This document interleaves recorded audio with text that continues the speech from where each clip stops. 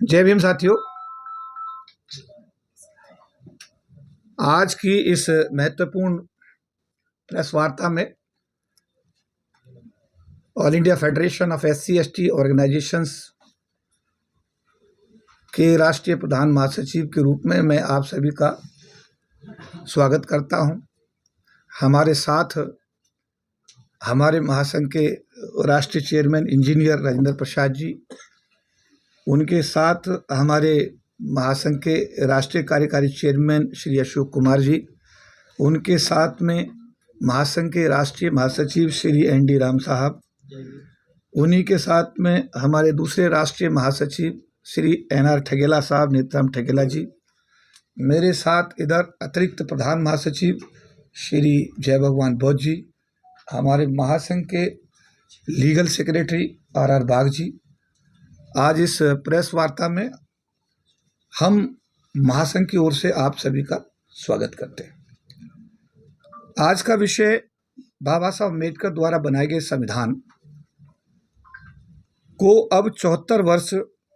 26 नवंबर को पूरे हो जाएंगे। 74वां संविधान दिवस समारोह हम सेलिब्रेट कर रहे हैं। ये कार्यक्रम इंडिया गेट पर हम लोग सब प्रातः 9 बजे पूरे देश के जो हमारे प्रतिनिधि हैं वो इसमें भाग लेंगे। देश के कोने कोने से लोग आएंगे और सब लोग प्रातः 9 बजे हम इंडिया गेट पर इकट्ठे होंगे। वहाँ से हमारे सारे जितने भी रिप्रेजेंटेटिव्स हैं वो सभी पंचशील का पटका पहनेंगे। उनके हाथ में पंचशील का झंडा होगा, नेशनल फ्लैग होगा, हाथ में भारत का संविधान होगा और हम लोग राजपथ पर संविधान यात्रा निकालते हुए 10:30 बजे विज्ञान भवन में सब लोग एकत्रित होंगे। सभी लोग विज्ञान भवन पहुंचकर अपना स्थान ग्रहण करेंगे। ठीक 11 बजे हमारे भारत के पूर्व महामहिम राष्ट्रपति श्री रामनाथ कोविंद जी इस कार्यक्रम की विधिवत रूप से उद्घाटन करेंगे। कार्यक्रम की अध्यक्षता H हनुमंतप्पा, जो हमारे अनुसूचित जाति जनजाति राष्ट्रीय जो आयोग उसके पूर्व चेयरमैन रहे हैं, H हनुमंतप्पा साहब 91 वर्षीय हैं और वो इस कार्यक्रम की अध्यक्षता करेंगे। और इस कार्यक्रम में अभी तक हमको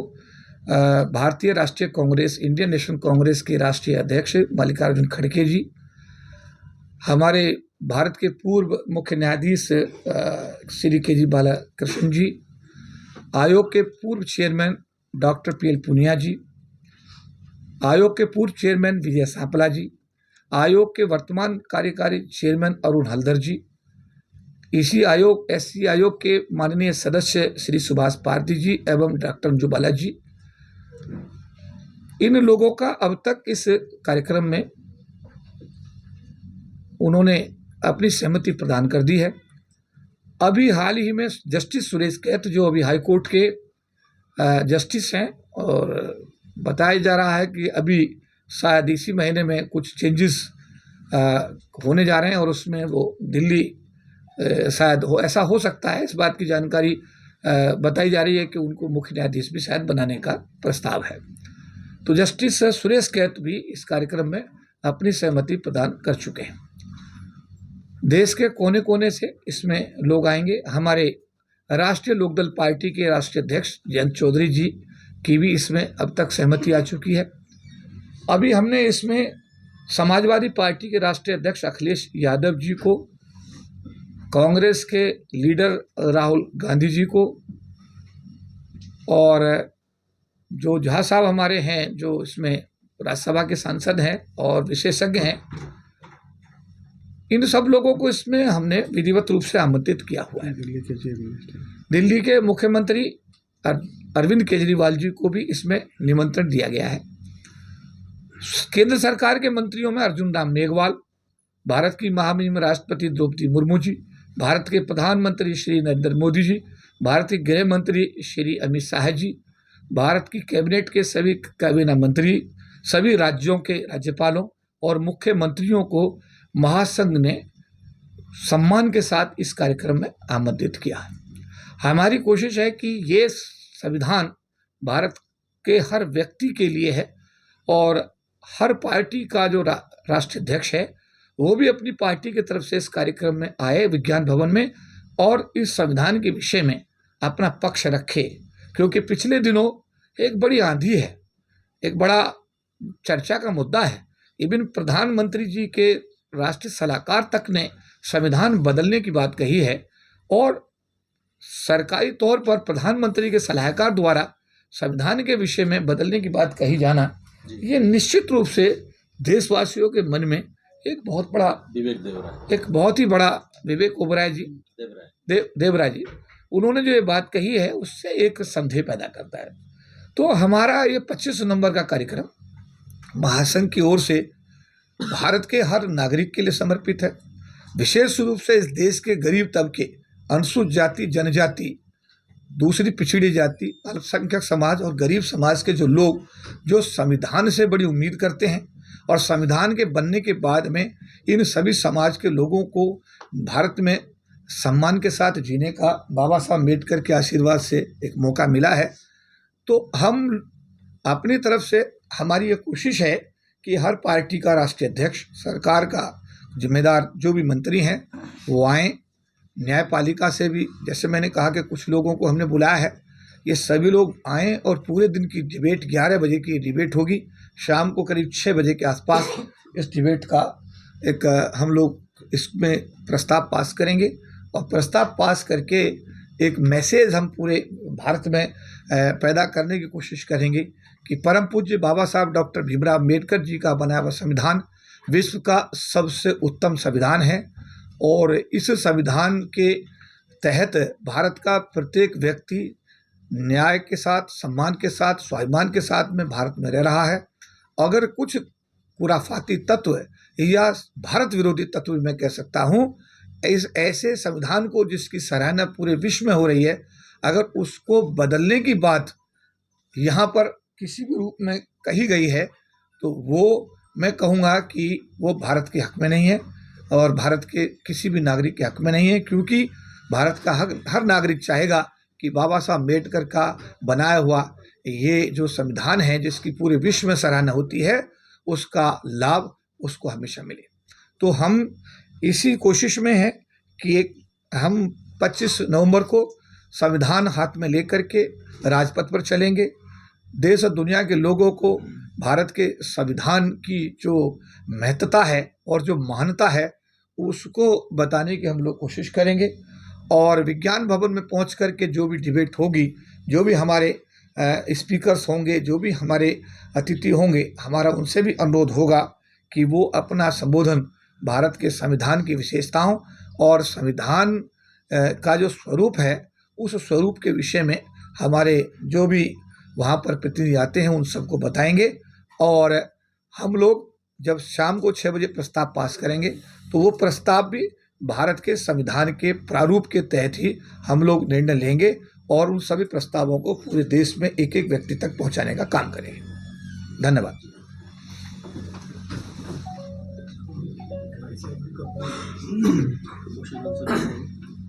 चौधरी साहब, संविधान की बात कर रहे हैं, बहुजनों की बात कर रहे हैं, तमाम राजनीतिक पार्टियों के आपने नाम लिए, क्या बहुजन समाज की इकलौती पार्टी, इकलौते जो पूरे देश के अंदर काम कर रहे हैं उनको भी बुलाया गया है? मैं इसमें वो पूरा लिस्ट की गई है। इसमें जो अभी आपने कहा है, बहुजन समाज पार्टी की हमारी जो अध्यक्षा है वो बहुजन समाज की आइकॉन है बहन सुश्री मायावती जी को भी इसमें आमंत्रित किया गया है विधिवत रूप से। मैं बहुत सारे नाम पढ़ने में पहली बार हुआ है, मतलब इस तरह की हजारों हमने आपकी मीटिंग अटेंड की है, कभी आप नाम भूले नहीं? ऐसा राजनीतिक प्रतिदल तो नहीं है कि आप आरएलडी में है तो भूल जाते हैं बसपा को? नहीं, ऐसा तो ऐसा हमारी सोच नहीं है। ये आपका अपना विचार हो सकता है, लेकिन हमारी ऐसी सोच नहीं है। हम तो ये मानते हैं कि बहुजन समाज पार्टी ने, हमारे मान्यवर काशीराम जी ने, बहन मायावती जी ने हमारे समाज को, बहुजन समाज को एक नई पहचान देने का काम किया है, और उसके लिए हमेशा समाज उनका ऋणी रहेगा, और हम उनके उत्तम स्वास्थ्य की कामना करते हैं। और हम तो ये सोचते हैं कि अगर बहुजन समाज का कोई ऐसा व्यक्ति जो बाबा साहब अम्बेडकर के प्रति जिसका जीवन पूरी तरह समर्पित रहा हो, अगर वो देश के शासन अध्यक्ष की कुर्सी पर बैठता है तो बहुजन समाज के लिए इससे ज़्यादा खुशी की बात और कोई दूसरी हो नहीं सकती। तो चौधरी साहब मेरा सवाल ये है कि आप कई सारी राजनीतिक पार्टियों को एक मंच पर लाने की कोशिश कर रहे हैं, सबकी विचारधारा अलग है, आपकी पार्टी की विचारधारा अलग है, तो एक मंच पे आ सकती हैं और फिर पहले आप लोगों की विचारधारा ही जब नहीं मिल रही है तो एक मंच पे आके क्या करेंगे? जी, आपका जो प्रश्न है बहुत वाजिब है। ये जो हमारा महासंघ है एक नॉन पॉलिटिकल ऑर्गेनाइजेशन है और ये उसी के बैनर के अंतर्गत ये कार्यक्रम हो रहा है। इसमें कोई राजनीति, कोई पॉलिटिक्स, कोई वो नहीं है। और हमने प्रयास किया है कि सारे राजनीतिक दलों के अध्यक्षों को यहाँ पे बुलाया जाए और जो समाज का जो मैसेज है जो पूरे देश में जाए, कॉन्स्टिट्यूशन के साथ जैसे जैसे डाइल्यूट हो रहा है, जिस तरीके से उसको इम्प्लीमेंटेशन पूरी तरीके से नहीं हो पा रहा है, तो उसके लिए एक चिंतन करके एक मैसेज देने का प्रयास है सभी पार्टियों को कि इसको ईमानदारी से उसको इम्प्लीमेंट किया जाए। हमारा ये एक उद्देश्य है। सर, भारत का संविधान को हटाने की बात की जा रही है और आप संविधान यात्रा निकाल रहे हैं और ज्यादातर आपकी मीटिंग में बीजेपी के ही लोग आ रहे हैं, तो क्या उन पे कोई असर पड़ेगा कि संविधान बचना चाहिए? केपी चौधरी जी, आपसे सवाल है। देखिए, मैं ये कहूँगा कि मुझे ऐसा लगता है कि जो लिस्ट सोशल मीडिया पर हम लोगों के द्वारा जारी की गई है, उसमें हमारी तरफ से जो लोगों को आमंत्रित किया गया है, अब जैसे अरविंद केजरीवाल जी का नाम आता है तो वो आम आदमी पार्टी से हैं। अगर मान लिया अभी जैसा अभी बताया गया कि कांग्रेस से मल्लिकार्जुन खड़गे पार्टी के अध्यक्ष हैं, अखिलेश यादव जी समाजवादी पार्टी के अध्यक्ष हैं, सुश्री मायावती जी बहुजन समाज पार्टी के अध्यक्ष हैं। तो महासंघ ने जैसा हमारे अभी बताया गया आपको कि महासंघ का उद्देश्य यह है कि सारी राजनीतिक पार्टियां बाबा साहब अम्बेडकर के बनाए हुए संविधान के प्रति अपना समर्पित भाव विज्ञान भवन में प्रदर्शित करें और भारत के संविधान का जो अब स्वरूप बाबा साहब ने बनाकर दिया है, इसमें किसी भी प्रकार का कोई बदलाव नहीं होना चाहिए। और हमारी मंशा इन सभी राजनीतिक पार्टी के अध्यक्षों को बुलाने के पीछे यही रही है कि सभी लोग आएंगे और अपनी पार्टी की तरफ से बाबा साहब अम्बेडकर जी के संविधान के प्रति अपनी आस्था व्यक्त करेंगे। तो साहब, एक सवाल प्रमुख रूप से निकल कर आता है कि राजपथ पर और इंडिया गेट पर आज तक गणतंत्र दिवस की परेड के अलावा कोई परेड नहीं निकली है। 2019 में भी आपने संविधान यात्रा वहां से शुरू की थी, इस बार भी वहीं से कर रहे हैं, वही जगह ऐसी क्यों है? देखिए, आपने देखा है कि राजपथ, इंडिया गेट एक हम कह सकते हैं कि दिल्ली में एक माइलस्टोन के रूप में जाना जाता है। ऐसे राजघाट को भी कई बार एक माइलस्टोन के रूप में देखा जाता है। बहुत सारे आंदोलन, हमारे महासंघ ने भी भूख हड़ताल एक बार नहीं कई बार, अगर आप लोगों को याद हो कि हम लोगों ने भी राजघाट पर कई बार प्रदर्शन किए और हमारे तत्कालीन महासंघ के कार्यकारी चेयरमैन सोमनाथ हंस जी राजघाट पर आमरण अनशन पर बैठे थे। तो कई बार क्या है कि जो अभी आपने कहा कि इंडिया गेट भी हमारा एक माइलस्टोन है। और जब पिछली बार 2019 में कोविड से पहले हम लोगों ने जब 2019 में डॉक्टर अम्बेडकर इंटरनेशनल सेंटर पर जब हमने अपना ये कार्यक्रम संविधान दिवस का किया था, जिसको आप सब लोगों ने कवर किया था, उस समय भी हमने इंडिया गेट से ही ये संविधान यात्रा निकालने का फैसला किया था और ये रास्ता भी करीब 1 किलोमीटर के आसपास था। अब उसी इंडिया गेट से राजपथ होते हुए जो विज्ञान भवन है वो भी रास्ता 1 ही किलोमीटर का है। तो हमने बहुत सोच कर समझ कर कि राजपथ जहाँ 26 जनवरी निकलती है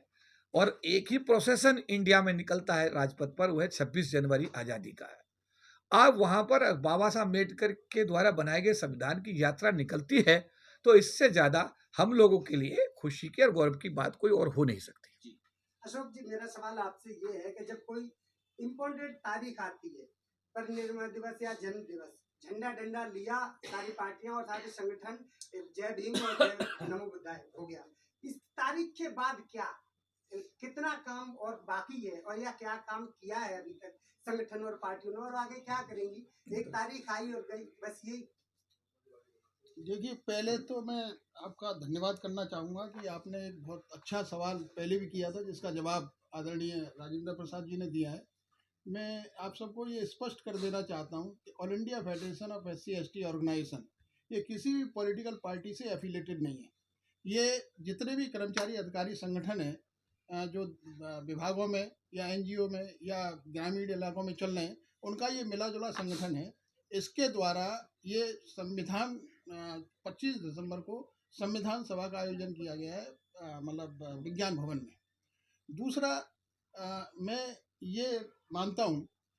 कि जो हमने पॉलिटिकल पार्टी के जो हेड्स हैं उनको सिर्फ इसलिए आमंत्रित किया है कि किसी न किसी कोने से, जैसे अभी हमारे एक पत्रकार बंधु ने सवाल पूछा कि भाई संविधान को बदलने की बात की जाती है, तो हम उनको बुला करके उनका ये दृष्टिकोण भी जानना चाहते हैं कि तुम्हारा संविधान के प्रति क्या दायित्व बनता है, तुम्हारा दृष्टिकोण क्या है संविधान के प्रति, जो ये बातें उठ रही हैं तुम्हारा इसमें क्या जवाब है। तो हम उनसे ये भी मालूम पड़ेगी कि उनकी विचारधारा संविधान के प्रति, उनकी श्रद्धा या उनका सम्मान संविधान के प्रति कितना है। और जहाँ तक आपने जो बात उठाई है कि आगे 25 दिसंबर के बाद में, 25 नवंबर के बाद में हम क्या करेंगे, हमारा ये 1997 से इतिहास रहा है अनुसूचित जाति जनजाति संगठनों का, जो अखिल भारतीय परिसंघ था, कि जब आरक्षण विरोधी ज्ञापन निकले थे उसमें एकमात्र संगठन ऐसा था जिसने पूरे देश के अंदर एक माहौल पैदा किया और 1997 में सबसे बड़ी रैली दिल्ली के अंदर की, 98 में की, 99 में की, और इसका रिजल्ट ये हुआ कि पदोन्नति में आरक्षण बरकरार रहा, हमारी जो सीनियरिटी थी वो बरकरार रही,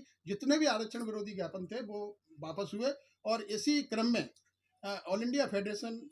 ऑफ SC/ST ऑर्गेनाइजेशन का ये संकल्प है कि 25 नवंबर के बाद भी हमारी ये यात्रा, हमारा ये संकल्प, हमारा ये जो विचारधारा है वो जारी रहेगी। चौधरी साहब, मेरा सवाल एक आपसे ये है कि आपने बहुत बड़े बड़े लोगों को तो इसमें बुला लिया है जो महामहिम रह चुके हैं। जब वो कुर्सी पे बैठे थे तब उन्होंने क्या किया, अब कुर्सी से हट गए हैं, अब वो क्या करेंगे? अब तो झंडे डंडे के तले ही काम करेंगे। क्या है आपकी राय इस पर?